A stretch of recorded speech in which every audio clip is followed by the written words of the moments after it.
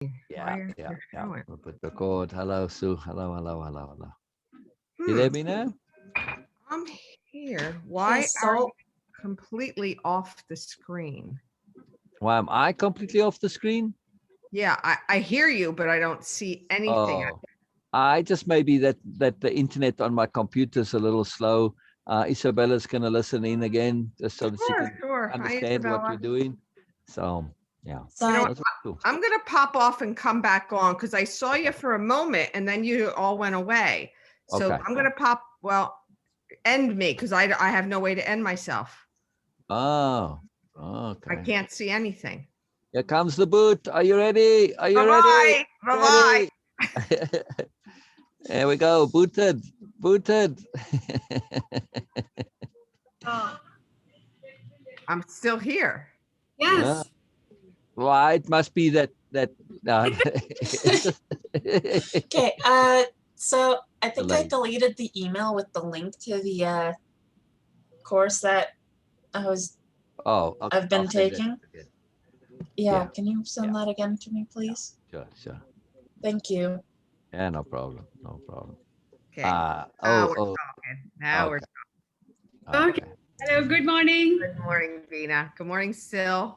Good morning, Hello, Isabella. hello, hello, hello, hello, Sue. Hello. Good You sound morning. so happy, Sue. Sound so How's every- positive and vibrant. Just love it. Yeah, huh? Yeah, Another yeah. good day. What can I say? Exactly, More, exactly. more How do you? coming today too. So here Yes, I am. exactly, Doing exactly. so gorgeous. today.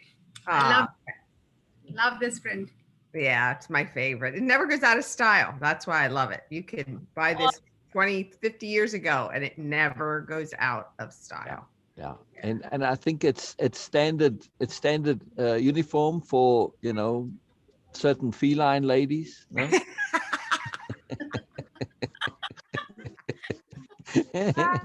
How was Ah, that for some capital in diplomacy there? there, Yeah. yeah, yeah, yeah. You knocked it out of the park that time, honey. Yeah. same. Ah, So you actually choose the styles that they are almost classic, always never go out. yeah. Like people like big collars or something like that. They don't wear it after a couple of years. But now this is something really classic. Yeah, yeah. And some of the collars, the fichu collar, like Audrey Hepburn used to wear. I mean, they just don't ever go out of style, And so, there's things that are safe, but anything that's really faddish or really, really trendy, I try not to spend too much money on because it's going to go out. You're going to recognize it like, whoa, that was 2 years ago, or whoo, that was 3 years ago, and Yes, yeah, it shows up very quickly. Yeah. Uh, Mama also like that. She says that no, I don't want that. Especially like in Pakistan, prints are big deal. Prints and Mama mhm. always like no, I don't want prints for my at least for my formal clothing because it goes out really quick and then you look Yeah, a bit odd. you look outdated. You really do. You look outdated. Yeah, yeah. Interesting. Very interesting. So, what Okay. else is new and exciting, guys? Anything? Yeah. Yes. Yes. Yes. There What? was. What? Bina. Mm-hmm. Bina. What was the abstract takeaway from what you were doing as a consequence of what Mama did today? Oh, What that. was the value there? Oh yes. Okay. So, um, it started with that I have a gesture in my room, and it's a big one, pretty old, but a big one. So, and I didn't have that much stuff. So there are four shelves in that, and the four compartments. You can say that, Mm-hmm. and I was using barely two. So Mama said, I need these two. The other two, they're empty. And I said, okay. But it was on my left side before. So if Mama wants to use that, and if I'm on Zoom, she has to ask me first, then I have to move my chair, then she can put her things and take her things back. So she says, no, Veena, you have to move it on the other side so I can access it. I said, okay. So we try to do that, but of course this room is not really big one. It's a small room, like Mm-hmm. it's Mm-hmm. 14 by 20, something like that. So it's a small room, and I have a king size bed in that. and a triple door cupboard there, and my table, and then side tables, a lot of stuff for a smaller room. So when Mama says you have to move it here, your table, I move my table. Then she says, no, it looks a bit odd, and your access to the other side of the bed will be uncomfortable. So move your bed away. Okay, we moved the bed. And now, okay, and then she says, no, it is looking odd, move it back, and all sort of stuff. But it was in my room, but it was a dominoes effect, and it actually spread all over the house now. Oh my gosh. Oh my gosh. Moving, it's like, I don't know what she's doing, jigsaw puzzle kind of a thing. Is that here? But I was a bit upset with that, and still said that. So, Hey, Beena? what is your takeaway? Sorry, Isabella, you were saying something?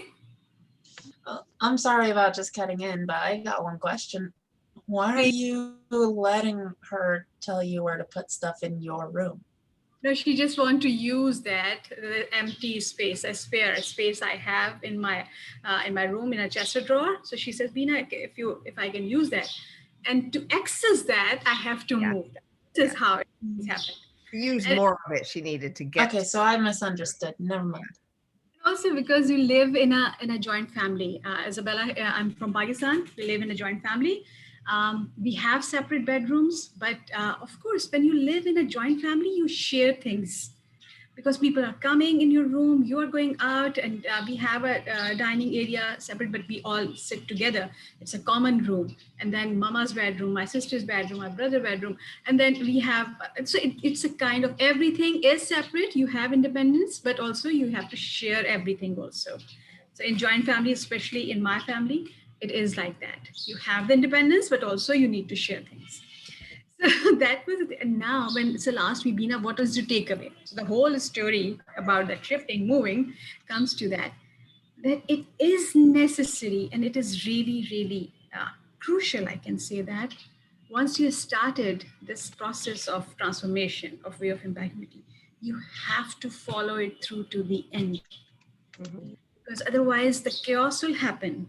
Things will get out of place, like, oh my God, this is not, I don't want to live this life. And some perspective of some ideas, some beliefs might get out of your preference, out of your application mode, but the place will be empty. So you need the replacement. That's why I just made that post and you shared that. Thank you so much for that. That the universe always works to fill the void. You have to have the replacement for that, deliberate replacement. And this is the whole abstract point of view from this whole process in my home, what is going on. That once this process started, you actually, some ideas get out immediately. Immediately, you just feel disconnected from that. No, this is, oh my God, I was doing that. I don't want to do this anymore. And this is the discard portion done. But what about the replacement? And if you replace something, it means that you are introducing something new inside your system. Okay. If this something is new, it cannot thrive and actually grow independently. It has to make some connections. And then the connection. So the process is that it has to be a dominoes effect, because it is. You have to just follow the process. That's the key. Back to place is like that. You cannot. So this is what happening inside my home and also inside my mind also. Yeah. I mean, the key point here is, as most people know, once you start rearranging, some stuff in your house, typically you need to basically redo the whole deal, because there can be this domino effect. But especially when we come to self-change, just changing one thing, it typically leads to more, because they're all connected, especially if the whole system, it's interconnected. But if the system itself isn't working as a whole, you need to replace the whole. You need to rearrange the whole system. Can't just do one part, which is why Band-Aids don't work. Yeah. Yes. Very important. Very important. Yeah. And sometimes you get overwhelmed during the process, and it gets like me. I was saying no more. I don't want to do this. I don't want to continue. I was leaving that. So that's why still I was asking him that for me, it is important for someone, if anyone wants to do something, they have to have that desire for that. Like they have to ask for this. They have to actually initiate that. And so says, yes, Beena, but it's tricky because sometimes people just wait for asking. Like, okay, you have to tell them. And I said, okay, but what about how many times you have to just keep, like Ryan in this case, we are doing this, Right. and he is willing to do that. He is not disconnecting the cord. He is still maintaining that, but he's not coming. So I said, okay, how many times we have to ask? And he says, Beena, that this is the connectivity problem because I cannot, for him, he cannot leave like this because the initial part has been done for Ryan. And I'm kind of sure that he can never forget what he get in just 2 modules. Yeah. So he will always be looking forward for this, no matter he will do that or not. But he cannot just get rid of this idea. Once you get that taste, sorry, it's a very bad addiction. Yeah. And exactly absolutely. Yeah. Yeah. And he thinks just because there's 2 modules down, and yes, he might be utilizing them and thinking about them and applying them in different ways, but there's so much more to it. You know, Yes. he will just, it's like, it's pulling the plug out early on something that has a lot of potential. Right. Right. And what is it? Is it, And fears? right. So when we look at this from our deeper discernment, we see exactly the point that came up from Beena's physical rearranging of stuff and the needing to rearrange everything. When we've developed this habit, this mindset of extracting the more, of looking at the abstract, so we get a deeper lesson out of it, which is fantastic. And we work on this continuously. So when we apply that to Ryan now, today's lesson, today's awareness, this is exactly the problem that is inhibiting him from continuing, because he's just gotten enough to be aware that, oh my gosh, I have to change everything. And that scares him, which is why he's reluctant to come and continue. Furthermore, there's a compounding problem on top of that, that his whole world was changed in just 2 modules. Yes. Now he's assuming that because his whole world has changed, that this is all of it. Yeah. Because he can't imagine that there's more. His whole world is literally changed just from this. But there's more. There's lots more. So we've got a double problem here. Double problem. Very cool. Very cool. Yeah. Fun stuff. Yeah. I don't know how to label that. Not over ambitious. It's short-sightedness. It's not keeping that knowledge, that quest for knowledge open. Once you've learned something, it usually inspires you to learn more. But again, the awful truth is still, right 2 inches behind him that he won't turn around and look at. So that's always been a problem. Exactly. So to really condense it, we have a combination of avoiding the awful truth with an inability to conceive of more. Correct.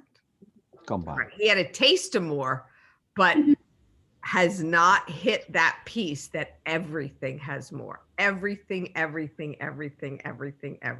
Yeah. So, yeah. Until that really, really sinks in. But again, hey, we can only hope that Janelle is leading by example, and as she shifts and changes, and but she still looks up to him for guidance. She's mentioned that several times. I'm like, oh boy, really it's the reverse. And when we see there's always more, right? We see that issue, that relationship issue, that really for both of them is not really healthy. Oh, absolutely not, because they're going to grow like this. They're going to grow apart. But not only that, though, even if without us here, the one is keeping the other one locked to where they're at.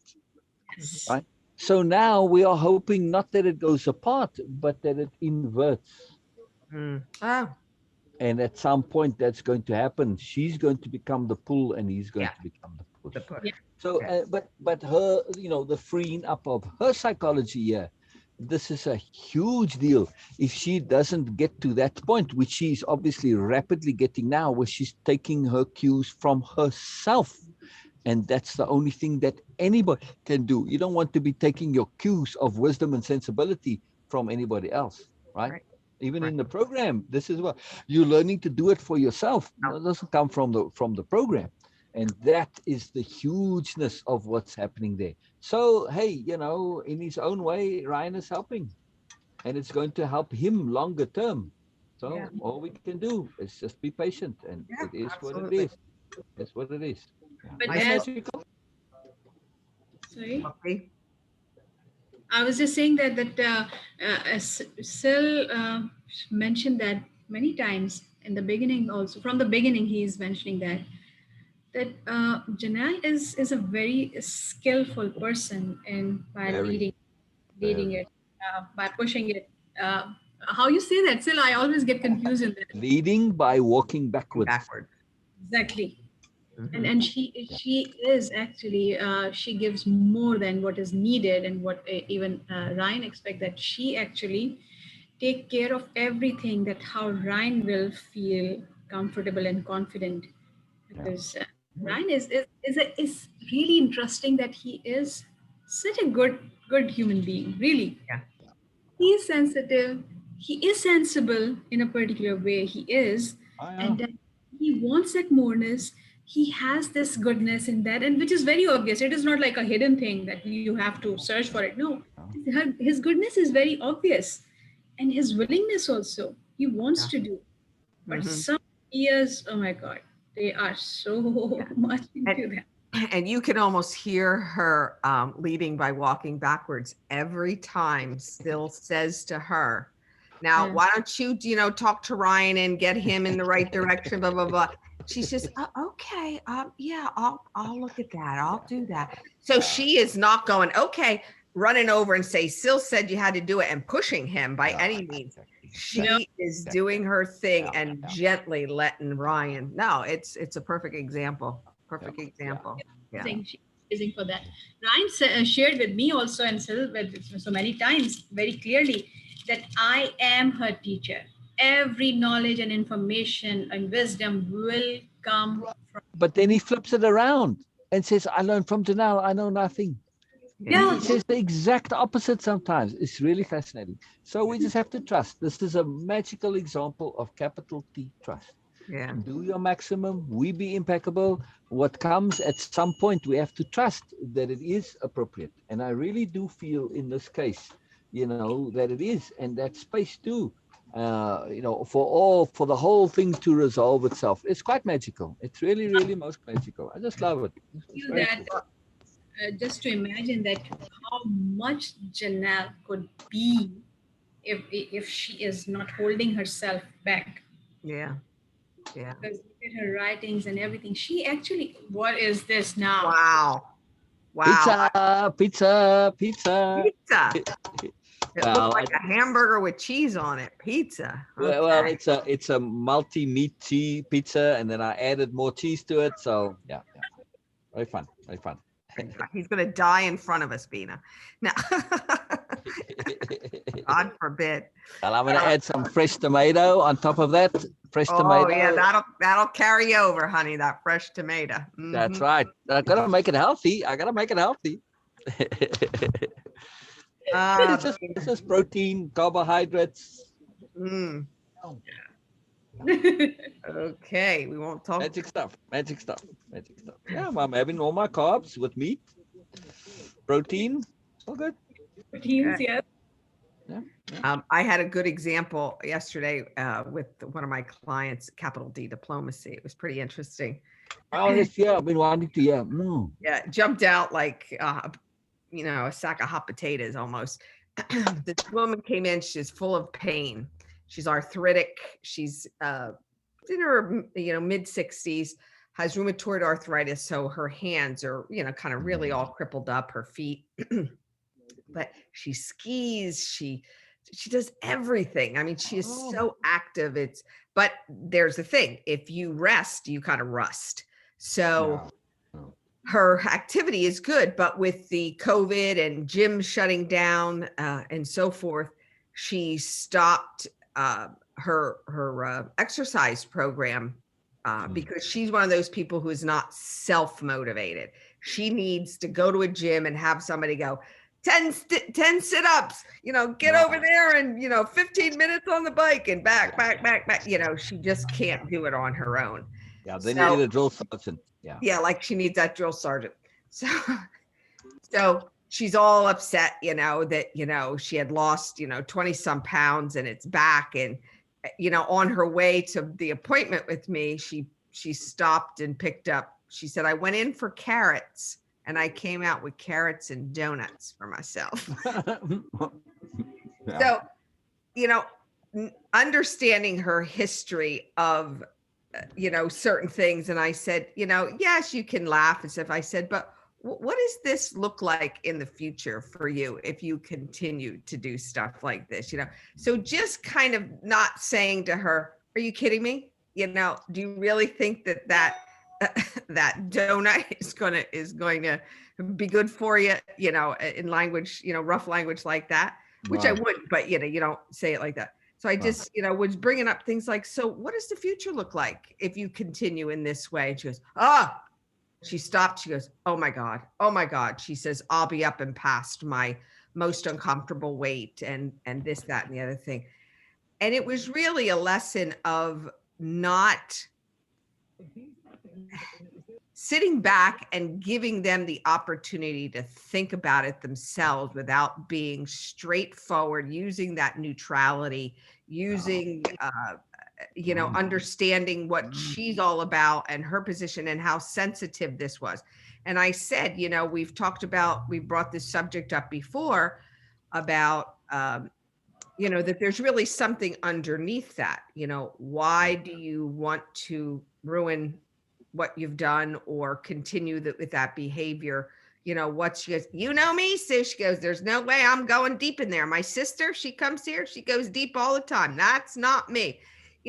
So knowing that, you don't want to rip that Band-Aid off either. Wow. So it's finding those other ways around it to navigate and say, but explaining, there is, Band-Aid fixes and there's long-term fixes. Oh.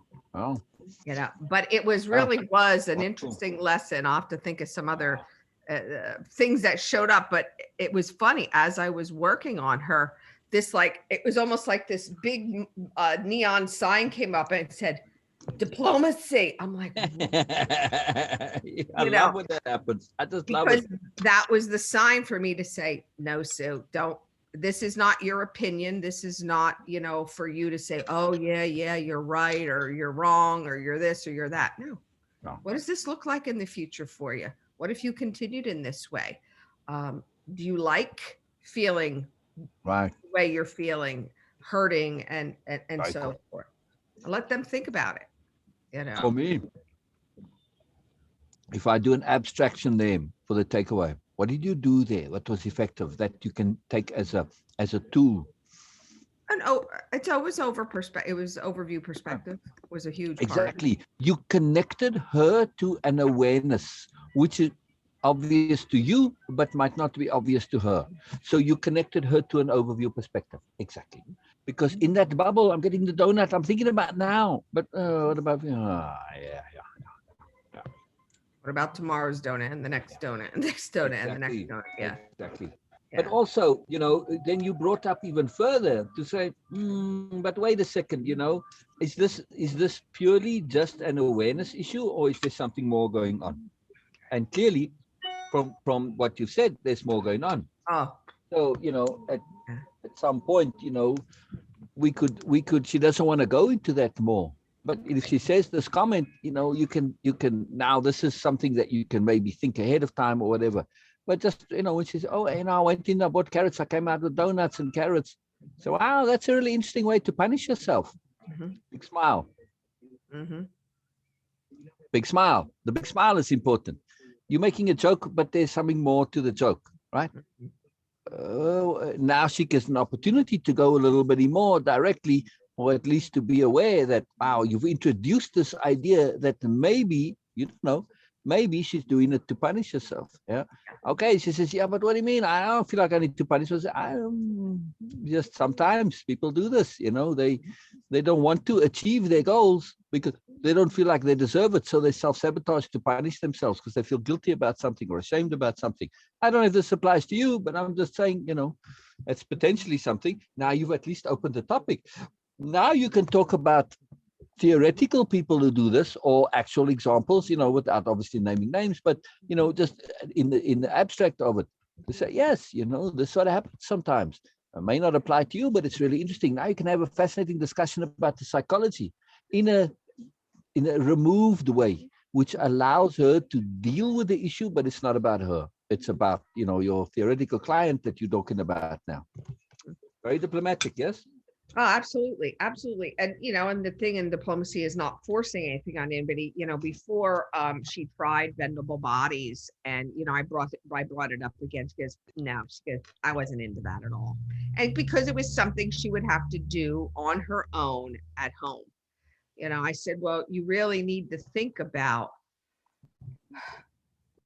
your ability to always have to depend on someone. You have to look at why are you not depending on yourself to help yourself. You have the tools, you're very, very smart, so a lot going on there. But again, one of those people where that bubble there, it's hard to even gently poke that immersion bubble because she does not, her whole life has been not wanting to look at anything, Cheryl's popping bubbles and really poking and knobbing at these different bubbles and stuff because she wants to do something about it. She wants to change.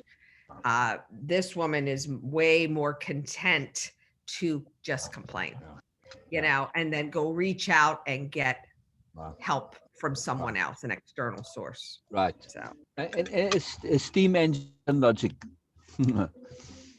Steam engines, right? They can explode on you if they build up too much pressure. This is one of the problems with steam engines. They can get too much, the thing can't handle it, they explode, and the whole thing breaks down. However, obviously, to avoid this, the key to steam engines is pressure release. You've got steam valves and releases, and that's why you always hear the tooting and all that. It's a way to release the pressure. So this is the key. When we understand that for some people, they're not at the problem where they've already had an overload of pressure and the system is broken.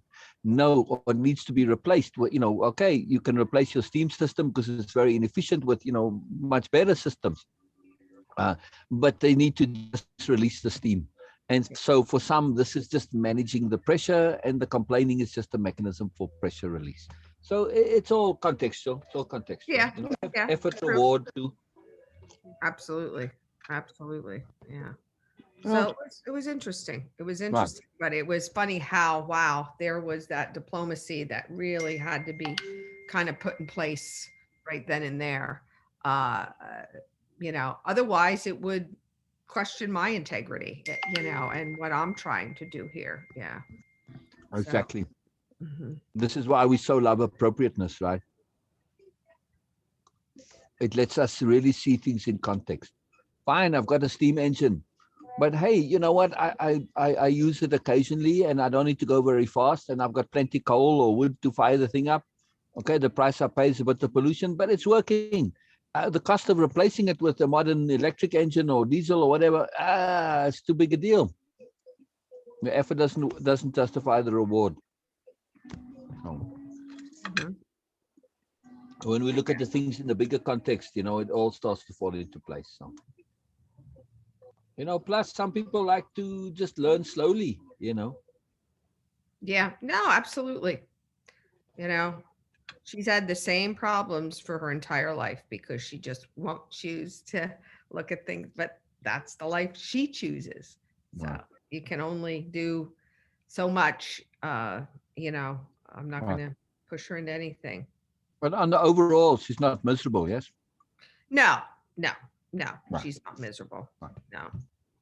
She's aware that she's paying a price, and she's somewhat willing to pay that price, yes?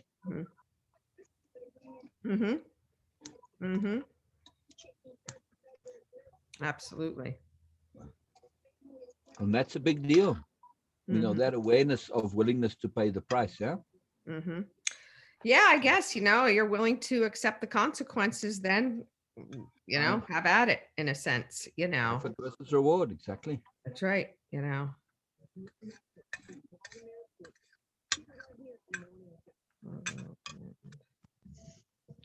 And that's a nice diplomatic solution for pretty much anything. When somebody brings up these conundrums, right? Mhm. Essentially, the root of the issue here was somebody bringing up something that needs a diplomatic response, because there's an indication or a connection to a sensitive problem, yeah, Sure. which you can't necessarily directly address. Mhm. In any case like that, you can say, wow, that's really a most fascinating and interesting effort reward calculation. Mhm. I'm just a comment. I'm not saying you need to do it. I'm not saying I'm going to do it. I'm not saying we need to do it. I'm just saying it's fascinating and interesting. You can completely let it go and move on, or you go, oh, what do you mean? You know, and or they start to think, what's the effort reward involved in this calculation? Just dropping that little bit of awareness in there, it changes so much, right? Yeah, definitely. It's a very, very, very, very effective diplomatic tool to draw attention to the effort reward calculation. Very, very effective. Mhm. Really powerful. You know, in that particular way too. Oh, that's really interesting. That's really fascinating when you think of it in terms of effort reward and doing that calculation. Yeah. Yeah, and that's you know, kind of like what was what was the benefit of that in a different, in an indirect way, Exactly. you know, say Exactly. what was the really, what was your going to be your reward for the effort of picking up that Exactly. donut? Exactly. When we draw attention to, you know, and share the fascinatingness of effort reward, how interesting effort reward is in this case. And that is another way of saying very diplomatically, what the hell were you thinking? Right, exactly, exactly.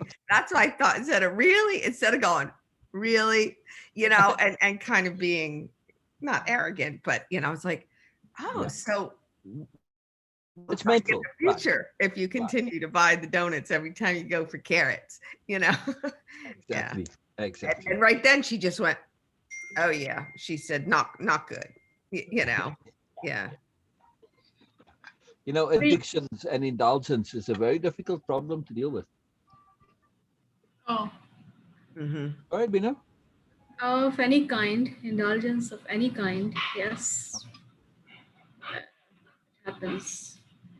Oh, because we actually consume our whole self into that. What is indulgence? For me, it is actually consuming yourself completely into something. Consuming yourself. Wow. Hmm. Wow, an interesting way to phrase it. Wow. Yeah, but when we do that, it's kind of like your logical mind starts saying that, come on, if you have to just go out like this, why did you do that in first place? You have already consumed a lot of time, energy, and completely yourself in it. So it again, your ego starts saying that, oh, be logical, like that. You were by going out, you accepting that you were wrong at the first point. It's a very complex kind of a web situation. Indulgence is very complex for me, of any kind. Yeah. Yeah. Yeah. This is the most common thing. Wow. This is the most common thing. Uh, Hmm. Yeah. It's a big issue involved. Yeah. Indulgence typically is the root of it is short-term gain versus longer term Hmm. perceived gain. Perceived. So, right. Yeah, so it's short-term gain at a long-term cost. That's usually what indulgence is, right? Sometimes the short-term gains are very real, but at a long-term gain. The short-term gain of eating the donuts is pleasure. Hmm. But it's more complicated than that. It's not just foregoing the pleasure that's an issue. Not having the donuts puts a pressure of essentially struggling, like in addiction, where you get, withdrawals. And now I feel like I'm suffering, and it's very difficult to self-harm. This goes against every instinct we have, which is why weight loss is so difficult sometimes, because you literally have to starve yourself. And now you feel like, you're under stress, under fire, because you have to burn off that fat, which is what starving yourself is, right?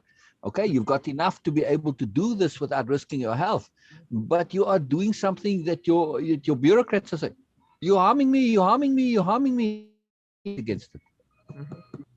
Yeah. Same thing.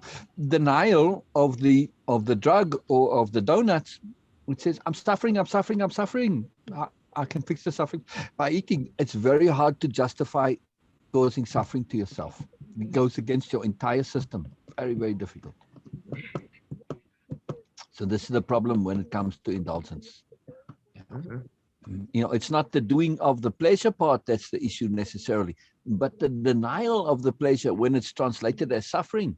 This is a big deal. And same thing when you need to essentially fast in order to eat less than what you typically eat to keep your body in balance.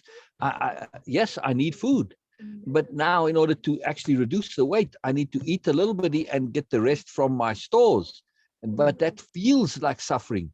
It feels wrong because, well, the body's in starvation mode, according to it. It's not fun. So I'm causing myself suffering. Very hard to justify. So, okay, psychologically, when this thing happened, when we have to use our reserves, okay, this is what the fat is. It is a reserve fat, which is stores in body. So reserve means assets.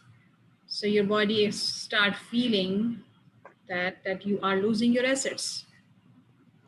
And it makes this process very kind of painful and unpleasant, and a struggle also, because who can be sensibly want to lose their assets? Right. Because when we call it reserve fats. Reserve means my assets. And if I give up on my assets, then it's a problem, because it cannot be an easy thing for me. So we shift our perspective here, because every single time when I call that, I'm just trying to lose that stored fat and extra weight and all these things, we have to use the precise vocabulary in terms to make it logical for the body to understand that what the process is all about. We need to shift our perspective for our body here. Right. Because when you were mentioning, Sil, that, that it is to burn the reserve fat. Yeah. Stored fat. Oh my God, my assets on fire. Yeah, exactly. You're spending your savings. You're spending your savings. Right. You're spending your savings. Right. It has to be shifted now. Yeah, that was a good too. Speaking of money and energy, that was a good connection for Cheryl with her accounting and with her own personal life. Yeah. And I think too, I don't know if she would be able to say, enough with the accounting analogies here or connections, but let's bring in some of her art too. That means a lot to her. Yes, her accounting is her. I do. I bring them both in. The accounting is just so easy when it comes to energy. But when we get to perspective shifting and all of that, then the art comes in. I do make an effort, because when we talked about overwhelm, yes, in accounting too, you've got, I could have used the thing where, they bring in this big box of receipts, which they typically do. And it's like, oh my goodness, you got to go through each one and straighten it out and do all of the stuff. But I didn't. I simply said, when you paint, you don't paint the whole picture. You paint one brush stroke at a time. Very simple. So when it comes to personal change, it's one brush stroke at a time. That's it. That's all it is. And even you can get pointillists, right? Who paint one point at a time. Yes. Yeah. So literally they make a dot, like your computer, one pixel at a time. It's how it creates the pictures. So we can do this with ourselves too. It simply requires that persistence and, keep going. That's it. So yeah, I do try to bring the art in more than the accounting. That's why I kind of focused on it yesterday to say, look, I'm going to use this and I'm going to use it as, extensively, but I'm not trying to box you into saying, oh, Cheryl is an accountant. No, you're much more. You're not necessarily only an artist either. You're more. So I was very, so it's a big deal. It's a big deal. So yeah, we'll keep at it though, because it's such a powerful analogy. But I wanted to illustrate something extra yesterday. I'm providing, and that, yeah. Good. Yeah, they're the things still that really help make the connections when people can associate them with everyday tasks, life things. And again, I still can hear Erica, at one point was saying, she gets it in words on paper in conversation, but she struggled with the actual everyday application and connection to that, to see where that connected. And I think that's what really and Erica's a particular challenge because she doesn't have something that I can use in this way. With everybody else, I typically do, like with the teaching with Kay, I can connect it to that, so Erica's a particular challenge. It's really interesting. With Cheryl, though, with the accounting, I have an additional objective, and that's what I was communicating yesterday. I was saying that Cheryl in her business, she can do bookkeeping, straight up, just do your books, or she can use it to essentially also do business consulting, which, the top dollar accountants, they tell you, you're using your assets, this is best return on investment. They give you an analysis of what the accounting means. And that's what I'm sharing. So yes, it's personally useful. It's useful in the abstract understanding, but also you can take this directly and apply it when you go and share you give the accounting report. You can now say, okay, this does this, and you give that abstract, deeper understanding, which gives them strategic insight into the uses of their assets and their money and cash flow and all that. This is a profound difference. And now you can justify a much higher fee. I have a question, Sue. Do you feel that Cheryl is more will be more comfortable with simple terms and simple words? No. Okay. No, she likes the power of, she's a kind of a vocabulary buff. I mean, Sil, I think, is, way above the norm there, but she loves. So it's an outlier. That's the nice way to say it. Yeah. Right. Yeah. No, she loves not complex. I mean, no, she loves vocabulary. She loves to understand. No, I think she likes to be challenged to extend herself. Exactly. Yeah. Exactly. And also what is most essential here for Cheryl is it's the club that she's in. Yeah. This is a big deal. This is what shifted Cheryl. She's never, ever been in a place where she's been able to be appreciated by those who she feels has her same moreness. Her same talents, her same skills. It's one thing to be appreciated by, okay, you know what, let's say somebody who's, I don't know, it's hard to find an example here. But you're a gourmet chef, and somebody's, like kids, they're learning to cook. They think it's fantastic what you're learning from them, but they don't really have the ability to truly appreciate that you're a 5-star gourmet chef. They just, wow, you know more about cooking than me. They don't get it. And that's the key. She wants to be appreciated by those whom she knows are in the category that she's in. And this is a huge deal. All before she hung around with the inappropriate friends who listened to her, which she always needed something, but their resolutions always end up in drinking. This is, I feel you. Come on, Cheryl, let's have another vodka for that one. And this is just not. And I haven't heard her once say, because she'll say to me, I couldn't take it. I drank 3 bottles of wine last night or something. I haven't heard her say one thing about alcohol since we started. Yes. The other thing, Beena, you bring up a really cool point. And I do feel that she is sometimes overwhelmed by the moreness of things. But that's okay, Beena, in Cheryl's case. It's not going to lead to a collapse because we've been warning her about this, and we know we're pushing it. She knows she's pushing it, but this is part of the allure. It's part of the challenge. Some people, they perform their best when they're under pressure. Yeah. And this is Cheryl. Yeah. Now she's inappropriately performed her best by rising to the challenge and being feisty and all of this. And she knows that it's just an inappropriate application of her moreness. We are providing her with tools to do this and go beyond. You watch when we get with Cheryl to Capital D Diplomacy, how this is going to be just big deal for her. And also the hearing, because it's coming. We're going to get there with her. Her ability to be really exquisite and be more and go that extra mile, it's always what she's done. Also, there's another point here, Beena. It is about credibility. Mhm. She's not going to be easily one to learn and take on things from somebody she doesn't respect, someone she doesn't feel has a bit more than her. Right. She needs to do that. So a little bit of overwhelm from us is absolutely appropriate for Cheryl. So I want to get there. I want to get there. It's a big deal. And It's a big she's, deal. and right now I think I hear a lot of perfection. I didn't do it right. I wasn't perfect on it. I'm going to go back and do it again. And I thought, should we really say something or just let her do it?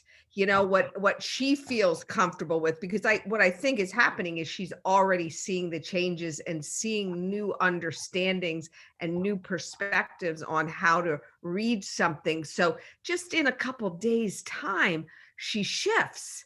Yeah. And she's like, oh, I got to redo that. Everything I wrote down was wrong. But Now- I love that. I do too. There is some, but it will shift over time as we get to more. But the key here is she's fully immersed. And I did explain about the pyramid. It's going to be this massive stuff in the beginning because everything is connecting to everything and there's always more. So yes, overwhelm is part of the process right now. And I will keep emphasizing that so that she doesn't get depressed by it. But she's excited by it. Yeah, she is. And she's eager. So that effort putting into it, it's And massively she doesn't profound. want to let others down. She doesn't want to let herself down. That was one of the things. And I thought that's not a bad thing to be motivated by, because of it's about respect. Exactly. Respecting me, respecting you guys. Exactly. Say I don't want to let you down, and that's what I think initially she got a little scared. She said, maybe this is too much for me. And I think that was on many levels. The Band-Aid's really been ripped off. Yeah. But we emphasized the pacing.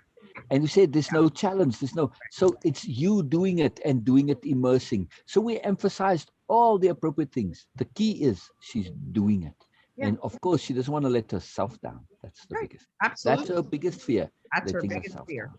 Right. So leverage this. Everybody expected that. Everybody expected that from her past.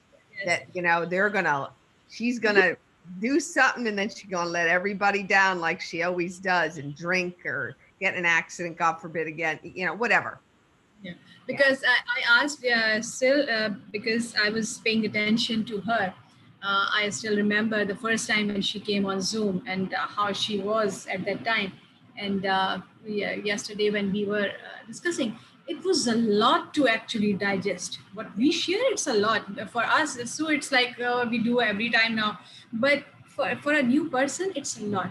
But she was not actually no heavy breathing. No, nothing. She makes interesting facial expressions. Yeah. She purses her lips, and when things are not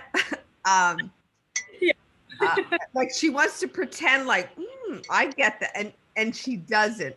Or when she's trying to be something she's not, she always puts on that, and I'm like, okay, I never quite understood it till now.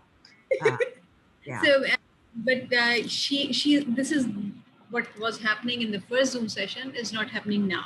Correct. But the only thing is sometimes when I look into her eyes and she got something, it's you can say that say about me, Sue. So I see some circles moving around her eyes. I can see that. I can feel that yes, something is not actually going there. But for me, so I completely trust in Sil's way of doing that.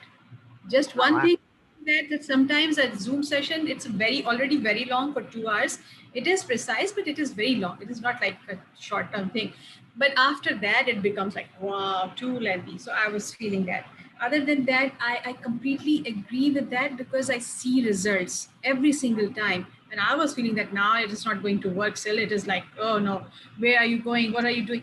But he know that what he's doing and how this thing actually is going to settle inside the mind and how the other person will perceive that. So in Cheryl's case, I was feeling that something is there. Okay, I cannot pinpoint that, but it is not like that she is completely not getting. I was feeling that she Oh, a bit uncomfortable with this, all these things. But okay, it's all I was new. this. Yes, okay. So now, thank you for making it clear Yeah. for me. Yeah, it's all so new. She wants it so badly. I love That she's just trying to take it all in. That's too why I think if really for many reasons, yours, mine, B's, and Cheryl's, keep it to 2 hours because her overwhelmness is at a peak level now, and it's going to get a little bit worse. I will start even exiting earlier if need be. Here's the key point, right? I am aware of the overwhelm. Yeah. And I do, in a sense, actually make a point to have it happen. It is important that that happens because what we are doing is we want immersion. We want the brain nodes to be sparking up. That sparking up is going to connect to more and connect to more, and that causes an overwhelm. However, we need to manage the overwhelm to have it be more. That's the key. We want that connection to this moreness, but not as overwhelmed, but as moreness. So when we get in there, our job is to simply reframe overwhelm as moreness. Hey, it's exciting. Yes, there's more is going to come because more is connecting to more, and you see all the connectivity. But we're going to get to it. It's just going to take time. Initially, there's going to be this explosion of moreness, but all that means is it's moreness that we are going to get to. Just going to take time.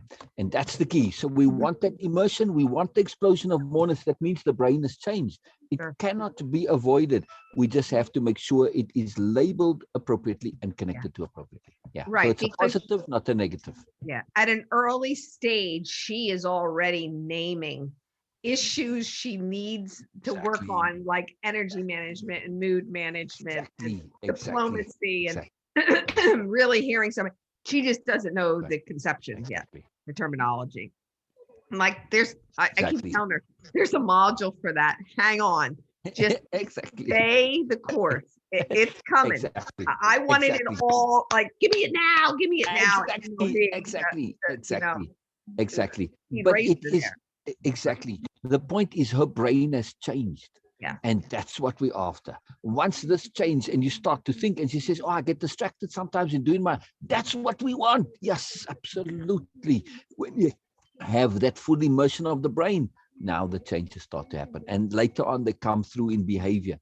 This is the point that we want. So our task right now is simply to manage this overwhelm and to get it to be exciting, to see this more and say, yes, it's working, it's appropriate. Yeah, just keep going. It's exciting, and we'll deal with it. Let your brain explode right now. We don't have to deal with it all. We're gonna come back to it, but it's there.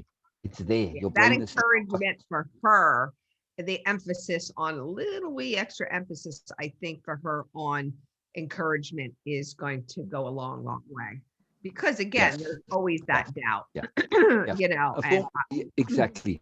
For me, my job is precisely to provide appropriate and diplomatic encouragement. Yes. Now, in the sophistication of psychologies, a little bit of stress and struggle for some psychologists that feel that they need to do the work is appropriate.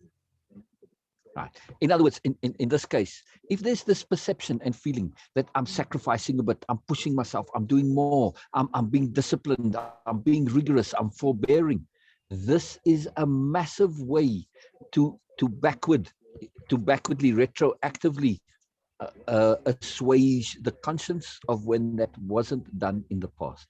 So there is some need here to prove that I can forbear, I can persist, I can be disciplined, I can put the work in.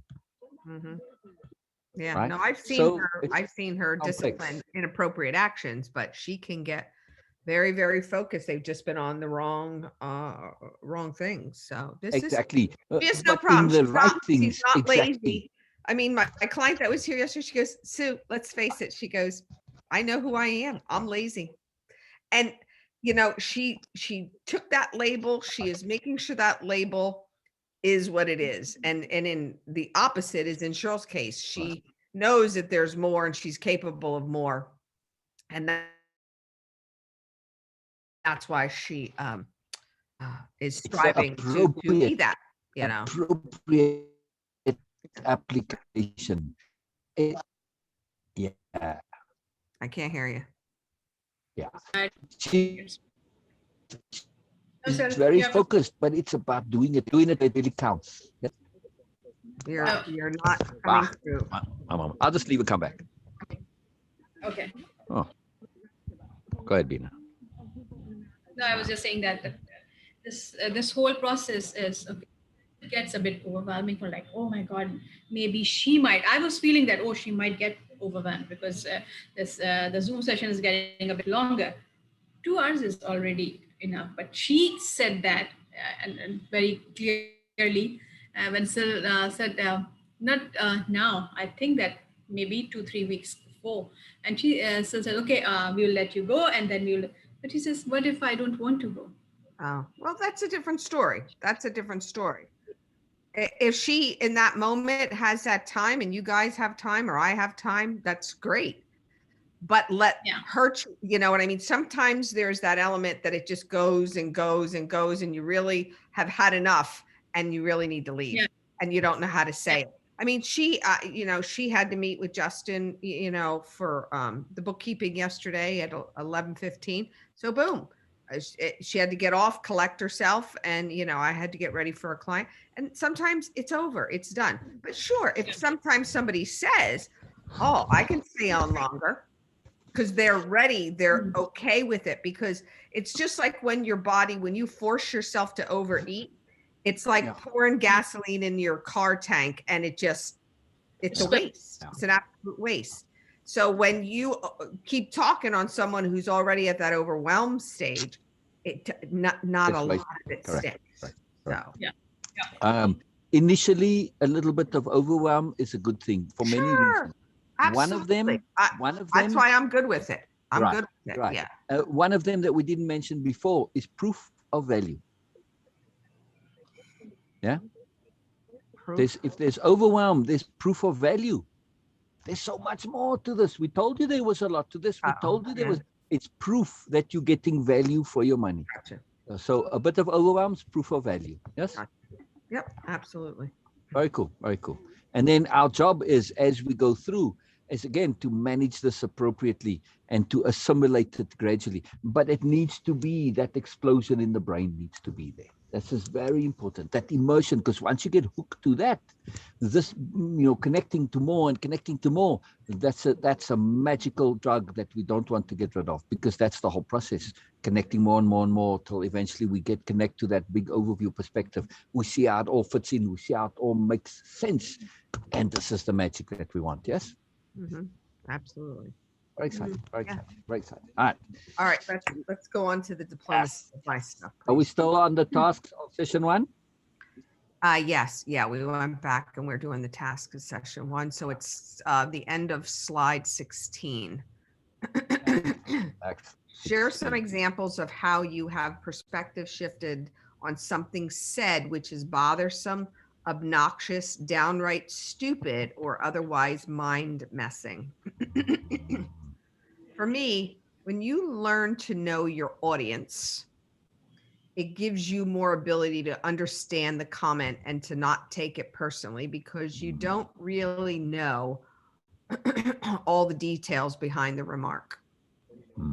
Giving someone the benefit of the doubt and then trying to understand the remark or situation will create a perspective shift. So communicate, ask questions, capital H here, etc.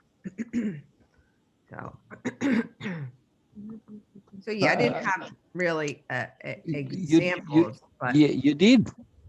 Yeah, okay. The donut one. Oh, well, there you go. Okay, it's not quite as egregious as these here, but still, you know, it could have been, oh my goodness, that's really stupid. You know, it could have been, okay, you are, you know, not in that space, but still it falls into this category, just not quite as strongly. And you did, you know, you shifted on it. You shifted on it. Yeah. And adding appropriate compassion to that whole picture. Exactly, too, exactly. you know. I mean, you didn't relate to it to say, "Oh my God, that's stupid." That wasn't that, but Right. you did it innately. You didn't even go there and then had to correct that. You just skipped that right away because already you've got all your other impeccability perspective shiftings already in place. Yeah. So this is a fantastic example of not just okay, share some examples. You did, but you're not just sharing of how you dealt with this specifically. You actually preemptively already had the ingredients in place to not need to do this. That's the magic, yes? Correct. So you already have, in the example that you shared, was proof of pre-existing application and proof of change. Mm-hmm. Yeah?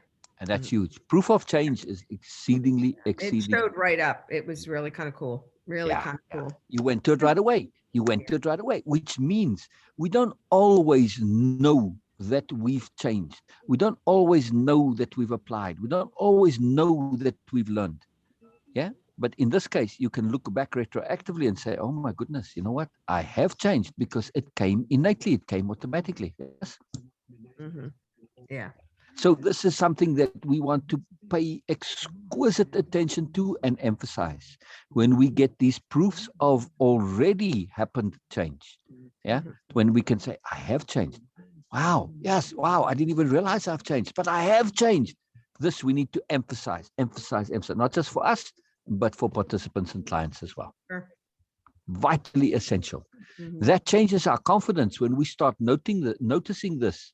It builds a confidence for when we go into situations where we're not sure if we have what it takes yet, if the lessons we've learned are in place. But then we remember, wow, other times I didn't know I had it, but I did it and it came and it was there, it was automatic. It gets us to a profound place of self-trust. Yes? Yeah. No, absolutely. Because even in this, diplomacy course, there's a lot to it. It's that simple, what seems like a simple word of diplomacy is very, very complex and deep. Diplomacy. Yeah. Yeah. Exactly. So, you always say, did I get it? Do I understand it? And of course, the more I get to interact with clients and see different situations, it just comes right up. So it makes me feel like super good. Like, oh, okay, you did get that. It came up automatically. Woo, not too bad, Sue. Exactly. Yeah. Exactly. And, in the bigger overview of being a facilitator logic, yes, the program, it is trying to, in the tasks and exercises, connect you to situations where you can practice and implement, share some examples of how you have perspective shifted. The implication is they go out and practice this. Yeah. So the practice is the key. And of course, we also practice in the Zoom sessions. But some situations are hard you can't just go and suck them up. You've got to just wait until they come along. So we don't always get to practice. And that is for those situations that we look back on when we did and we applied and we did practice. And we said afterwards, that practice, suddenly I was able to do it. And I go, wow, I did change. This is a huge point to trust the rest of the learning, that it will surface appropriately when appropriate. That's it. Oh yeah. Trust No, yourself. no Trust yourself. question for me for It's that. a huge deal. It's so exciting as well. It's so exciting because we get to surprise ourselves. Yes. I love that. I love that. I don't know. I go in blind, First step is in the dark. Second step. And I surprise myself. Wow, where did that come from? And you know what's the biggest joy of that? Totally disconnects me from ego. Completely and utterly. I don't feel I can take credit, even though, yes, it's coming from me and I'm doing that. But I'm like, wow, that was cool. So, but there's no ego involved. I'm just enjoying myself from this remove. It's a fantastic situation. It's really, really, really fantastic. That's the part I love the most, that I get to enjoy myself without ego. That's really cool to me. It's a very cool deal. So anyway, I just want to really make that point that we want super emphasize this when it comes to clients and participants. Yeah. This, that you have changed. Yes, proof you have changed. Yeah. Cool. Very cool. Very cool. Slide 17 task is when we are respectful to someone who is behaving poorly or caught in immersion bubble, what are we respectful to? For me, we're being respectful that they are in an immersion bubble and don't know it, and also may not know how to get out of it because of their unawareness. We are respectful to what we don't yet understand about the situation. So giving them space to communicate that is a critical component, and it's, we don't know them. We don't know that whole story, that otherwise then we're judging. We're, assuming, we're doing a lot of things that really are nobody's benefit. So just respect that, there's more to learn about it. Yeah. So. Exactly. Mhm. The next, And also, we are respectful towards their deep underlying intent to goodness. You're cutting out again. Oh, come on, come on. Yeah, all right. Let me switch. Let me switch. It seems to be daylight affected. Oh, I just wanted to say real quick. Yes. Yes, see? We are also respecting their deep intent to goodness. Hmm. Yes? Hmm. Yeah. Mhm. Right? I mean, what are we respecting as well? The deep intent to goodness. Yeah? Yes. Okay. Okay. I just want to make sure it was, that's a big point. That's a big point. No matter how much they may be lost in inappropriate application of goodness, they're still trying to be good. And that's what we're going to respect. Yeah? Sue? Right. Exactly. Very cool.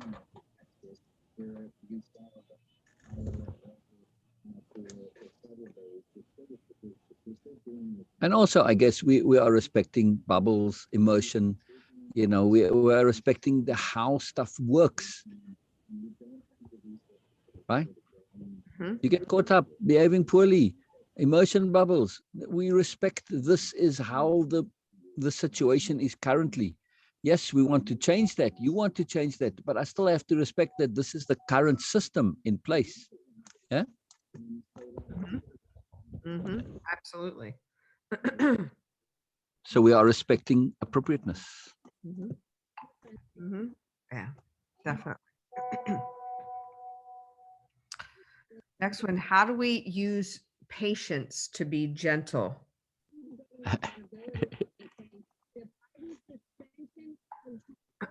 For me, patience comes from working with another's timetable, not yours. Hmm.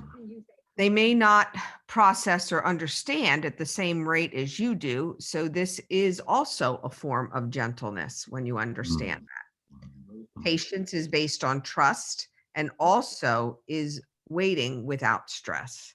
Patience Yeah. is about learning to slow down your own pace. Yeah. Patience is a super pause with nothing pending. So Yeah. letting whatever time is needed for the other is the ultimate from an appropriate gentleness. Exactly. Exactly. Oh, Exactly. an I mean, ultimate our form. gentleness comes from creating the space for them to share and do and be at their pace, and that's gentle.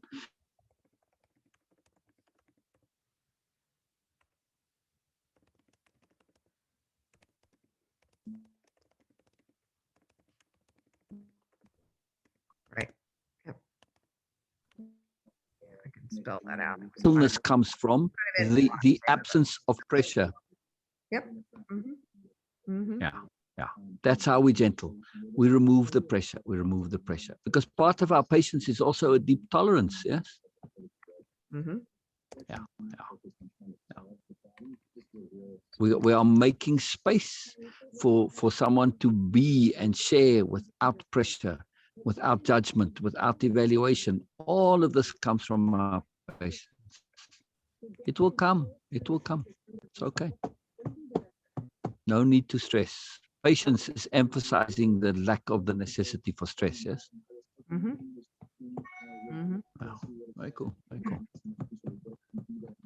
Can we use capital H hearing to be diplomatic?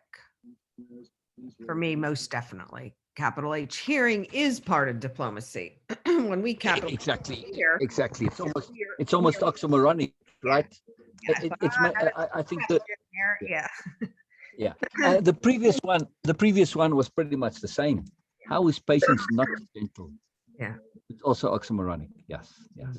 The two are pretty much one and the same thing. Capital H hearing is capital D diplomacy and vice versa. Yeah. Mhm. Yeah. When we are capital H hearing, we are not in responding mode. We are in the highest and highest mode of listening to implications and what is not being said, so that we can better understand the person, and through their interactions, they get to know themselves better. So, mode. Okay. Next task is, can we use hearing to facilitate understanding for another of contextual perception? For me, when we use abstract expressions, we can be more neutral and gentle as we understand how easy it is to get caught up in the validation from a specific context, and also knowing that their view from the immersion bubble is very limited and is also an escape from their awful truth. Yeah. And our hearing, just in the way we're doing it, we are just by the way we hear, without even saying anything, we are cueing, indicating, implying, connecting to, and understanding that we are hearing, which is more than just paying attention to your details. We're hearing beyond. We're paying attention just through our reactions and just our ums and ahs, for instance, that we are looking at things from a contextual perception, a bigger context, a more honest context. We're listening past your words. We're listening to your rhythm, your nuance, your cadence, your breathing, everything. We are paying attention to more contextual perception thus, right? So when somebody says, oh, and then they want to get all like they want to immediately immerse into self-pity, and we don't go there with them. And we say, oh, that's interesting. Right away, but you're not commiserating with me. Well, that's because I'm listening in a contextual perception. I'm hearing there's some more to us. I hear that you're trying to get self-pity, and I'm not going to fall for it. Sorry, I'm not going to condone this. I'm not going to be complicit. Implied contextual perception, yes? Yeah. So our hearing, by implication, is contextual perception. Very cool. Very, very cool. Very nuanced sophistication, but we do trust that innate ability of pretty much everybody to connect it to implications. We're all geniuses at implications. So we trust this, and we just let it be. And we just trust that by implication is going to be there. Even if we don't see it all, we trust those implications to connect. It's amazing how we see stuff. When we listen. Yeah. We're all geniuses. We just don't know it. Yeah. Now it flies down to slide 21 for the next task. Add it in. What are the potential problems with seeing oneself as an educator? For me, the big one is an educator tells, not shares, with the exception of giving instructional detail. So when they're doing that, that's a whole different story. If you just tell someone something, they will never get the opportunity to learn anything by themselves. This is doing a grave injustice to them. And it's also just adding a temporary Band-Aid fix that will not have lasting results. So it's sharing, not telling, and giving them choices, So. Huge. Teachers don't really give you choices, if you really think about it. Exactly. They don't, yeah. And they don't encourage you to think as well. Right. So, typical education is counterproductive. Mm-hmm. Sadly. Yeah, sadly enough. And that's where the world, I don't have to go with that, but okay. What could be behind the new nobility's adamance to not see themselves as educators, even when they might be or are? What underlies this stance? For me, it's this adamance is underneath, which is very a much of an internal component. So there is no external push or forcing of this, which lots of times I think is educators. Yeah. When you educate, is they force that information on you. Yeah. And they feel they should do something. Correct. And that's the key for the new nobility. Yeah. They're not hooked to that should, right? Yeah, sure. So the underlying stance of one of diplomacy is impeccability, understanding, awareness, discernment, and just so much more. Yeah. Yeah. Key there is lack of presumption or refusal to presume. That's more accurate, actually. Refusal to presume. That's why they don't see themselves as an educators. I have to presume I know what's good for you. There you go. Yeah. If you come and do my program, I'm telling you very clearly, the only thing I'm telling you is that in my experience, this works. That's it. I can be an expert in my experience. Now, okay, in my experience, this has also worked for others. Fine, but it's still in my experience. I haven't done this with every single person in the world, so I can't say it's going to work for you. And I'm not ever going to say it will work for you. Can I say there's a high probability? According to my statistics, yes, but you could be the exception. So never, ever, ever will they presume. Neither will I or all of us here. So that's the key here. That refusal to presume makes for us. It's lack of arrogance, right? Mm-hmm. It's their core capital H humility that says I can't do this. I can't take this stance. Yeah. Mm-hmm. Yeah. Very cool. Very cool. Providing some examples of where zooming out to overview perspective was helpful and useful to you. Well, we already talked about Harriet, but for me, Bill and I just had a discussion to sell one of our 3 cars and get a newer and bigger Mercedes convertible. After looking at all the possibilities of how and why, and does it really make sense financially? Is it practical? And just so much stuff, we decided to stay with what we have for the time being. Sometimes a wish or a feeling to have something new or different makes sense in that moment. But when you dive deeper and look at that overview perspective, it really doesn't make sense. It doesn't make as much sense, Yeah. So we're glad we thought it through to the end. It took 2 days really to talk it through, but it was well worth it, Yeah. Instead of jumping in the car and going up to the dealer and saying, hey, what are you gonna, Yes. And a side benefit of this willingness to engage, or the desire, or the actual doing of engaging in overview perspective, it provided opportunity for discussion. Sure. Not a one-sided. Days of discussion on this one issue, and I'm assuming it wasn't acrimonious discussion, yes? We just both had different views. Like I was on the fence. Like, yeah, sure. What I like, it's a pain in the ass to have 3 cars because moving them around on the street. Yeah, but that's doubt. I mean, acrimonious. I mean, there wasn't nastiness or fighting or accusations. Or stuff. No. Right, that's my point. So anytime a couple gets to discuss something in depth, fully, all the way through to the end, this is a ridiculous bonus. Yes. And that came because of the focus on overview perspective. That's it. That one single thing provided the space and the atmosphere for extended discussion. How inordinately valuable is that? Yes. Sure.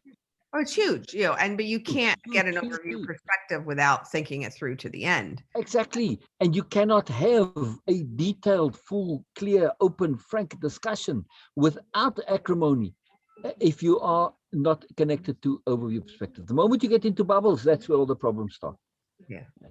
So when you start with overview perspective, it's almost difficult to get into nonsense. Yeah. Yeah, it's funny because it was almost the bubble in the beginning. Like, we don't need this car. Why do we? I got it because it's moving jewelry around. years Exactly. ago, but I'm not doing that anymore. So I'm like, Exactly. I'm like, what's the point? So you see yourself going right to, oh, this is a waste. We don't need this. All the cars are paid off. So you say, why are we getting rid of it then? Yeah, you work so hard to get them paid off. Yeah. So What was the bubble that caused me to think differently on this? what was the bubble? Or what was the bubble that motivated me to want to address this situation? The bubble was, do we need a new car? I want a new car. I don't know, whatever that bubble was. Yeah. Some bubble desire. Yeah. By the way, I'm still waiting for the picture of you in the convertible with the top down and the long scarf trailing out behind you in the breeze. I'll give you one to wait. Let me see if I still have that one. Yes, Got it yes. for me on my The birthday. Zuti gallivanting, zipping around out there in style and fashion.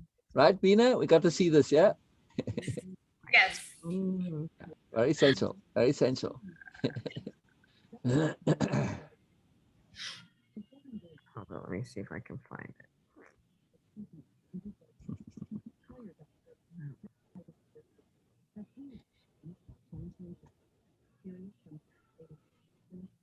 You have a picture somewhere, I'm assuming? Yeah, I'm trying to look for it. Take At your the time. dealership the day we got it, we had the top down. Oh, brilliant, brilliant. Did you have a long scarf on? No, so you're missing that. Pretend I have one on, and the I'll, card. I'll just have to, mentally Photoshop it in there. No worries, no worries. And I'll add Snoopy on the bonnet as well while I'm about it. Well, on the hood. Sorry, I have to say American terminology. In England and South Africa, the hood is called the bonnet. Yes. Yeah. So I'm going to put Snoopy on it there because does Snoopy always have that scarf trailing when he's the Red Baron, right? Yes.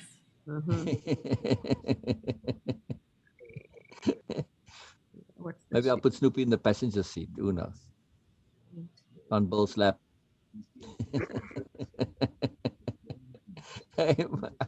Since I'm in the process of imagining and I'm waiting, so I might as well have fun, right? Yeah. Fill the unforgiving minute with 60 seconds worth of distance run. It's a quote from the poem If. I don't remember many quotes, but sometimes they pop up.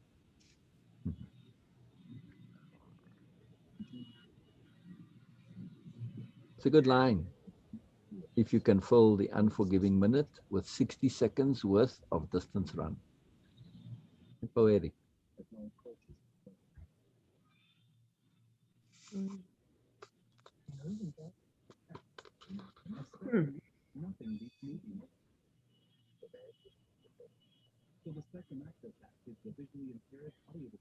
Beena, provide some examples of where zooming out to overview perspective was helpful and useful to you. So you are asking me? Yeah. Personally? Okay. Our classes experience, recent one, it was because I was connecting it to that, okay, how actually perspective shifting is huge for me. But that example is kind of like interconnected to both sides. Like it was helping me to understand the perspective shifting more, and also the perspective shifting idea was actually helping me to understand what is saying that. Exactly. And the way you did that, getting both sides, was to zoom out to overview perspective. Yes. Yes. So that was the thing, and Exactly.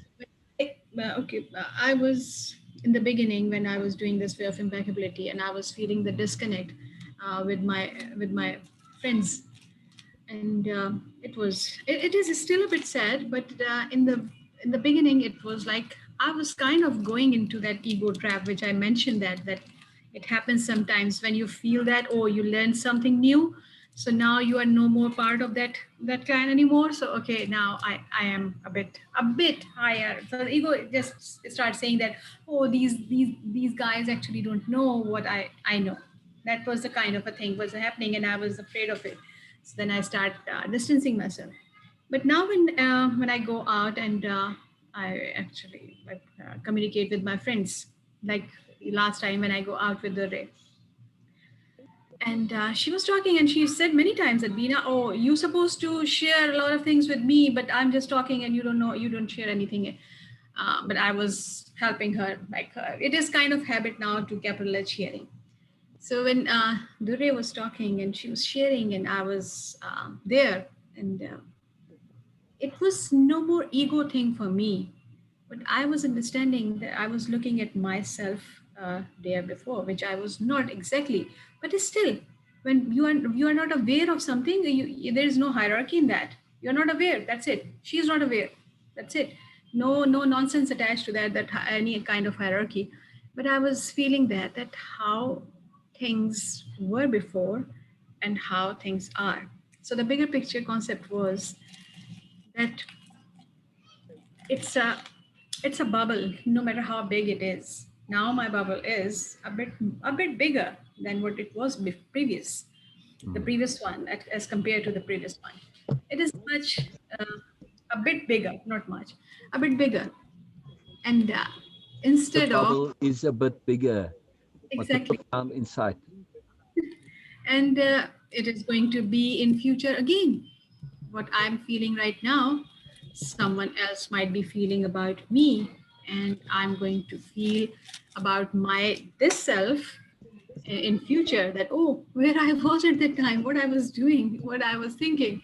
So that bubble concept, that bigger picture concept for me was that no matter how bigger your bubble is, how big your bubble is, there is always more. There is always a bigger bubble there out there, and you are going to, at some point, sooner or later, this bubble is going to pop and you will be in. Yes. Yes. There's always a bigger bubble out there. That's a beautiful takeaway from all of that. Mhm. Did you not find it too? You're muted. Yeah, I have 15,000 pictures on my phone. Wow. I don't know what year it was even, so I'll find it and I'll share it with you. So No worries. No worries. I'll just imagine it. So I like the picture. until of it, then, yeah, dream big. I would like to see it though. I think you may have shared it with us actually at one point. I think you did. Yeah, I might have. Yeah. All right. Very cool. Very cool. Share a position you have to someone in more than 2 different ways and then share what happened. Yeah. For me, different ways, I chose Cheryl. So for me, there's these different ways or positions I have with her. She's my sister-in-law. Her behavior can be in the past challenging. Yeah. I do see her moreness. She is loyal. She is family to me. I disagreed with her inappropriate applications of her goodness. So, and then share what happened. When I allow my own impeccability and intent to goodness and to see that in her, it allows me to become more interested and wanting to know her better and appropriately assess and make space for her to see all the same goodness and impeccability that has been somewhat buried in her, but exists. So again, even though these are positions or things that I see about her, when you kind of recognize them from where the place that you're standing, there is so much more to it instead of locking yourself in. I don't know if that's where that. Yeah. Okay. So let's come at this another way. Yes, that's kind of sort of, but we are looking to say, I have a position on something. Okay. Let's find an example of something that I have a position on. I've taken a position on, okay, let's say alcoholism, drunkenness. That in my mind, this is a waste of energy, inefficient use of energy. How do I share this position in more than 2 different ways? So I say, Cheryl, look, I think drunkenness is really a terrible thing and it's a waste. Cheryl, when we get consumed in something that shuts us down, for me, when I limit my awareness, this is profoundly not useful and valuable. And, I see, drunkenness in this way. And then I can say, wow, Cheryl, when it comes to drinking, drunkenness, is this an issue of obliteration or is it issue of just not seeing the excess, the pattern leading, that it's just not paying attention to accumulation of minutiae. It's just one more drink. It's just one more drink until you pass out. At what point do you call it quits? Each drink in itself doesn't make much of a difference, but we are not seeing the pattern. So is this a pattern recognition issue? See, I've now already shared 3 different ways of sharing the exact same point. Yes, that's what I mean. So it's a fantastically useful exercise. Really good exercise. Instead of saying, I think it's ridiculous and stupid. That it has Exactly. no Or value. whatever. It's not just diplomatically. We could might be a good thing. All right. So I think your art is fantastic. Okay, your art is fantastic. But can I say it and share it in a different way, from a different angle, from a different perspective? I think art connects you to your moreness. Is that the same thing as saying art is fantastic? Yeah. So this sharing in different ways, it brings out our creativity. And typically we're saying it very directly. Yes, I think it's fantastic. But when we share in a different way, usually there's a bit of a reason, a moreness of how it comes out. It's not just substituting synonyms. We are introducing little extras. It's a really, really cool exercise just for our creativity and saying, how can I absolutely come at this from the entirely different position and say the same thing essentially? And that's the key, essentially. It's never exactly the same, of course, because then you would just say it in the same way or just use synonyms. But that difference is sometimes really profound. But And attaching it to them. Maybe it may or may not be connected to them. It may be purely that I'm just stating what I believe on something, right? So, okay, somebody asks me a question, for instance, say, what do you think of, whoever? And then I share this. What's my position on this? Let's say, what do I think of the current president? And now I say it in one way. I say it in another way. I say it in another way. I come from a different perspective. It's like, wow. And this is really powerful. So it just gets us to be more creative. It gets us the ability to say things in different ways. Because the first time I say it, somebody hears it, maybe. They don't always. And it doesn't resonate. It doesn't click. It doesn't gel. So I say it in a different way. Still not. I go to the 3rd window, the 4th window, and suddenly it clicks and falls into place. So that's the key. It is coming at it from those totally different angles. So I'm describing the house from the viewpoint of the bedroom, from the viewpoint of the bathroom, the kitchen, the living room, etc. I'm still describing the house, but very seldom when we make a statement, can we in one fell swoop really articulate the whole house. It's very difficult to do. Right? So always we're giving an approximation, a particular view. Somebody may or may not get it, but having that ability to supply the other views gives us the skill to keep going till they find the viewpoint that clicks for them and it all falls into place. Yeah, I think you might need to reword that. Even now, I'm looking back at that question and going, I see what you're saying now. Share a perspective that you have, and how else can you say that in different words? Right, but I wanted to say position on purpose, because when we have a position on something, like I'm taking a stance, I think premarital sex is bad. That's a position, and the reason to share a position, it is there, especially that capital D diplomacy is required, because we tend to be a little bit, too narrowly focused when it comes to a position. When it's a perspective, well, it's part of a whole collection of perspectives. Positions of their very nature tend to be situations where we come at things from limited or singular perspectives. So this was very important for this. I don't mind if some of the tasks are a little unclear, Sue. It makes for great discussion in the Zoom sessions. So it's okay. Yeah. But you see what I'm saying? The position is rather than perspective. I really wanted to share something. Fine. So share a position you have to someone in more than 2 different ways, or on something. Yeah. Okay, that's fine. But it's one of those where it's a nuanced, tricky thing, and You're either going to click it or not. If you don't, fine, we discuss it, and now you go back to it. It's all good. It's all good. Some of them are just like that. It's the nature of it. Otherwise, I'm going to write a whole slide on the thing and get long and windy, and that's productive. So yeah, it's just one of them things. It's very exciting, though, when we do take a position, and it's useful to find something that's actually emotionally sensitive, because in that, finding other ways to share it, it tends to reduce that emotional sensitivity, because in this shifting of the position, we're being capitally diplomatic with ourselves to see the other sides, and we tend to be a little bit less sensitive about our position. So there's a double nuance to this. It's very some extra cunning involved. Yeah. Yeah. And then two, we realize when we hear somebody share a position, then we've had practice and we know when we were in that situation what was involved. Yeah.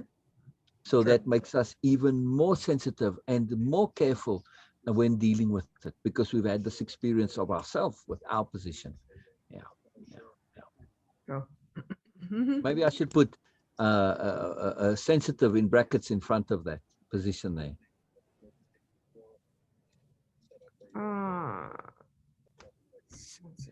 How would you word it? Just put in brackets to say sensitive. Yeah. Like this. Share a sensitive position you have to someone in more than. Well, it's in brackets, so it's not, doesn't have to be sensitive, you know. And that way I don't have to redo the audio either. Yeah. Because it's going to read share a position, but you're going to read sensitive. Yeah, gotcha. Yeah, that's probably better. Good. Yeah. It doesn't have to be sensitive, you know. Yeah. I could say important instead of sensitive. Yeah, probably important, because sensitive, somebody, I would swing, I would never, the house analogy was great. In a good way to express it. So that's really not sensitive. Yeah. But again, the house analogy is very much on perspective. This is very much sharing a position, and that was important. I definitely wanted to be a position, and because of that implied importance and sensitivity. And typically when we've taken a position, we tend to come at it from one angle only. That's what makes it a position, right? Yeah, I mean, like I can say, I love Victorian homes. They're my favorite homes. That's a position. That's a that's a position. Yes. Right. To somebody, I don't need to jam that down their throat. What's important to for you to see in a house? What what sparks your interest? Exactly. What floats your boat?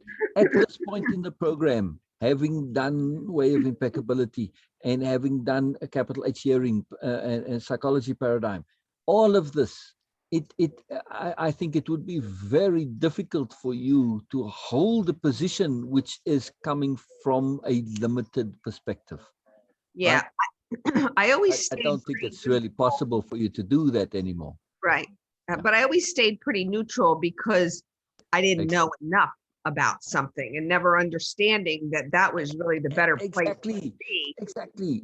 By default. Because I knew that, and now for sure that, diplomacy is everything minus taking a stance and having a huge opinion on it. Exactly. And also, just from an impeccability point of view, our capital H humility won't allow us to really have the typical position, because that's kind of an arrogance, and it's a narrowness of awareness. It is a disconnect from overview perspective, which is the exact previous point there. So once you start to get into the habit of having overview perspective, it's very, very difficult to have positions. So the exercise is really to sort of imagine yourself in a position and then to share it, because the idea really is to get to experience this from a client or somebody else's perspective, so that when we are on the receiving end, we can now share additional perspectives on that position and say the same thing. Let me see if I heard you correctly. And I say the same thing that they're saying, but in my repeat back, I'm also introducing extra elements. and I'm starting gradually to present the other side very diplomatically. Mhm. Very, very diplomatic. I'm repeating exactly what you said. It is a repeat back in my own words, but by implication, there's that extra nuance. Yes, I'm looking at the house through the kitchen, which means that, oh, people actually cook here. They don't, there's dishes in the kitchen. Oh, that means they actually eat here. They don't eat out. Simple things, you see. So we can be very, very subtle in our diplomacy through this ability to do repeat backs, right? In essence, this is what it is. We are providing repeat backs on ourselves, but just different perspectives. So it's very, very powerful. We can use that techniques with repeat backs to introduce more. Yeah. Hmm. Hmm. Yeah. It's very cool. Very cool. Subtle stuff, but very powerful. Yeah.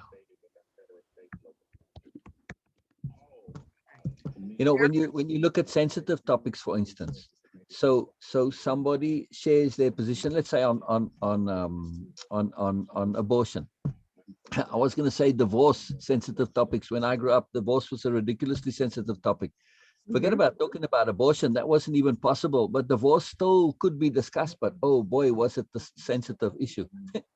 So anyway, it just shows how times have changed. But all right, so when somebody shares a position on abortion, we can then do a repeat back, but do a repeat back from the other side's point of view, not sharing their position, but how they perceive the other side's position, right? Say You that see what I again. mean? So okay, so all right, let's say let's make it I don't want to go into the old divorce thing. Let's just say I'm a general, and I say, okay, here's our position, and this is where we need to defend. Now I ask my adjutants, I say, or my staff, I say, hey, give me alternatives on this. And so I, my staff says to me, General, if I heard you correctly, we need to defend this. But they don't say it from a defender's point of view. They say it from the attacker's point of view. And from the attacker's point of view, they're saying, the people inside the castle are going to be thinking this, thinking that, thinking this. So now I'm repeating the general's position that we need to defend, but from an attacker's perspective. Same point. I'm not saying that, we need to attack. I'm saying what the attackers will think the defender's position is. See, Someone that's else. a Yeah. Someone else. yeah. I mean, that's wow. You've just repeated what I said. Yes, we need to defend. The attacker also thinks you need to defend, but he's going to have some nuances in there, right? That may not come from the same as from the defender's point of view. So it's just a very subtle way of really getting moreness into a circumstance, into a perspective. It's very cool exercise. Very cool exercise. Yeah. It's kind of almost literally shifting your view and going elsewhere, saying the same thing but from a different position, not from that person's perspective, but from yours via their perspective. Yeah. Does that make sense? It does. Next session, I want absolutely more clarity, more examples, more on it. Okay. Cool. Exciting stuff. I mean, this is now, we are really getting into fiddly, nuanced, moreness stuff here. I mean, this is really, really, fine stuff. Yeah. Share how you've been led astray by feelings and how this works in general. For me, feelings like belief need validation and justification until we see we have a choice to feel or believe that particular thing if it brings value and usefulness to us. Until we understand feelings completely, they can alter our own perspectives and that of others as well. So, has it led me astray?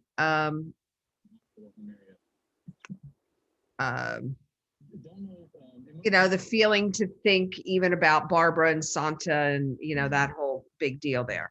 The feeling that because she was an older cousin and she was wiser and, more experienced, that I was doing the right thing and agreeing with what she decided to do. And wow, did that lead me astray for 7 years.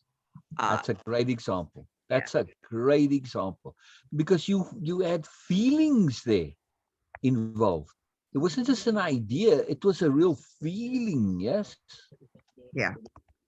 A feeling of should. Yeah. Yeah. And we know what happened, so we can skip that unless you have something specific there. But this is very cool. Very cool example. Very cool example. Got that one down. Yeah.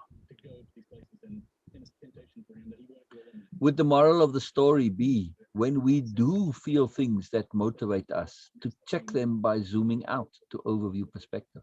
Sure. Yeah. But I didn't know that tool then. Yeah.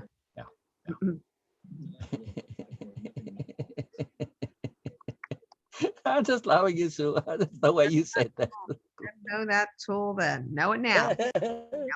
Just loving you. Just loving you. Just loving you. Oh, I didn't know that then. I can't say it the way you said it. It was so cool the way you said it. It was just that earnestness, the sobriety of that. It was just so funny. There may as well have been this big exclamation mark next to you. Drop rate. Mic Yeah. drop. Oh, yeah. Yeah, exactly. It was very cool. Very cool. But it was very subtly done, though. That's what made it wasn't a big emphasis.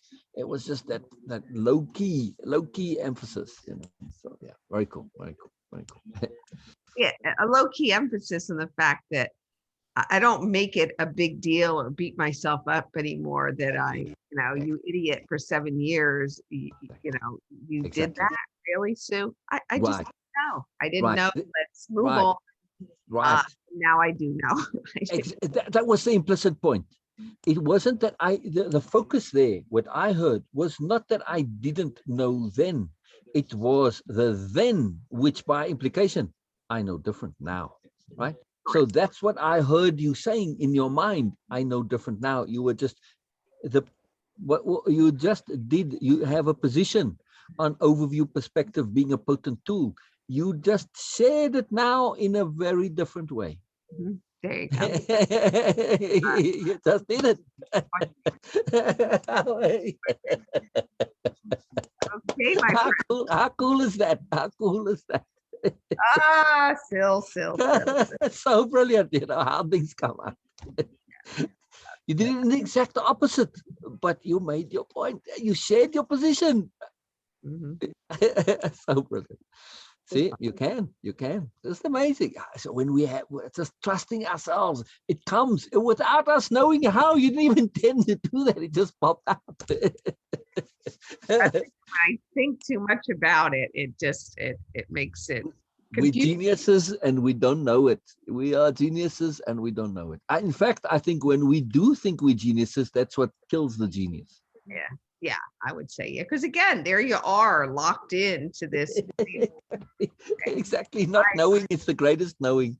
It's so important. Not knowing. I'm going to stay not knowing that quite yet. Not knowing is a particular kind of genius. Of course, we are not ignorant, but we just don't know right at this moment. We trust it will come as appropriate. And there it did. It came. Three-letter word I learned. We got it now. The best 3-letter word I learned from this program too was yet. Yes. Okay.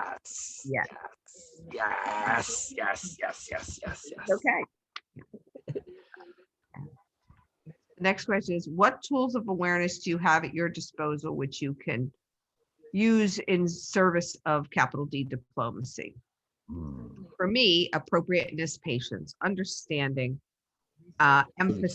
Slowly, please, slowly. These are potent. Yes. Understanding.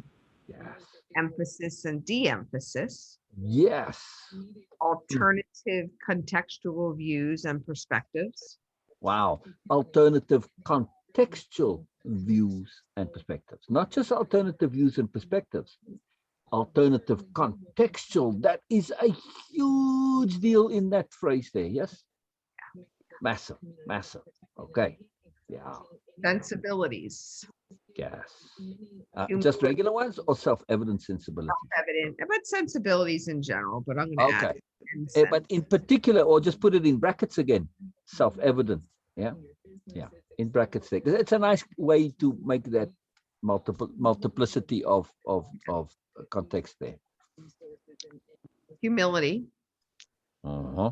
Uh, Absolutely essential to capital diplomacy. yeah. Absolutely essential. Yes. However, The tools of awareness of things that are stressors, things about mood, tone, body language, tools of consideration, history of the person, and just, I mean, you could just go on. wow. So this is an emphasis in a non-stressful way of what are stresses. Mhm. What was that thing about share a position to someone in more than 2 different ways? That's what you're talking about doing here, yes?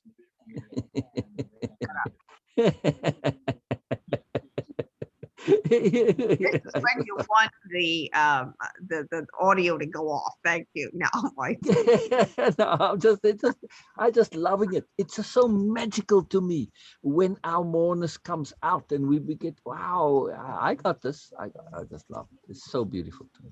So cool. 25 slide. Reframe. Tools of awareness. Sorry, there was one I particularly wanted to say. When it comes to humility, doesn't that need to be paired and balanced with adamance? Oh, Yeah. So as well, in your tools there, adamance is a particular tool, yes? Yeah. Because it's a subtle tool of awareness. how I forgot that one because she drilled that in for days, man, days. Every other word was, I said, it's an abusive situation of a woman. Exactly. So, And I didn't want to be too, Laughing exactly. for not putting that one in there. I think it was kind of like, And I was trying to sneak it in just kind of casually, I didn't want to be adamant about adamance needing to be in there. yeah. Well, it's in now. Get over it. Okay. It's, just the beauty of people. I can't get enough of it. It's just too magical to me. Now, slide 25. Reframe the last discussion or argument you had where you were trying to be right or prove someone wrong in terms of understanding. What would have been different will be in the future if you focus on understanding instead. Oh, I'm hoping that the answer is yeah, but I've never done this. Sorry, I can't do that. What? That's hoping that's your answer. To say, sorry, Sal, I couldn't do this task because, well, I've never ever done this. I've never. He got his funny pants on today. For me, thinking my mother is so wrong for not getting hearing aids because of her vanity. When I understand more why I was bothered by her choice, it made me understand the importance to me of her safety and my want to have a meaningful conversation with her, and also about courtesy and politeness. So this one was kind of really flipped over. If you think about it, it kind of flipped it back on me because it wasn't about my mother. I am not sure I still understand or agree with her current choices, but what I am very clear on and have a better understanding of now is that her choices have consequences. Because I cannot continue to enable or be complicit to her inappropriate behavior. So I must be adamant on my appropriate boundaries with her. Yeah, fantastic. Absolutely beautifully fantastic. What a fantastic example. Yeah. And you got such clarity of what is important to you. Yes, it's her decision, but her decision is important to you because it has consequence to you. And you have every right to insist on what's important to you. I don't want to do this with you when you're not listening to me. I know it's your choice, but hey, it's also my choice to interact with you if you want to insist on your choice. Okay? It's a trade-off I'm willing to make. It gave you absolute clarity of the balance points here. Absolutely. Absolutely. Fine. I can't insist, but yeah. Yeah. Otherwise, it was my bubble of anger or disgust or whatever. It was like, really, it's a hearing aid, Mom. Come on, So when I really looked at what was really bothering me underneath, but it was a couple steps to get up there to look at that really bigger picture there. That there was more to it. Exactly. That bothered me. Exactly. Yeah. What if in a situation like that, somebody says to you, yes, it's stupid.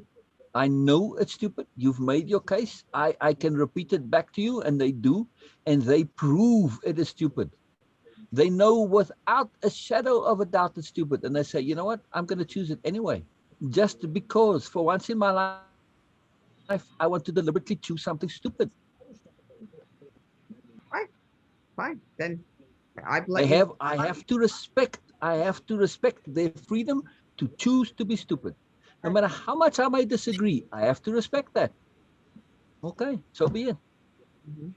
It's really interesting when you think of it from that point of view, when somebody's deliberately exercising their choice to be stupid just to prove that they can. Okay, just one more thing, sir. I want to know, other than just giving them freedom to choose whatever they want to choose, what else will you say about when someone is choosing something which is absolutely or like stupid for you? What you will say to yourself to allow them, to let them be? What Exactly.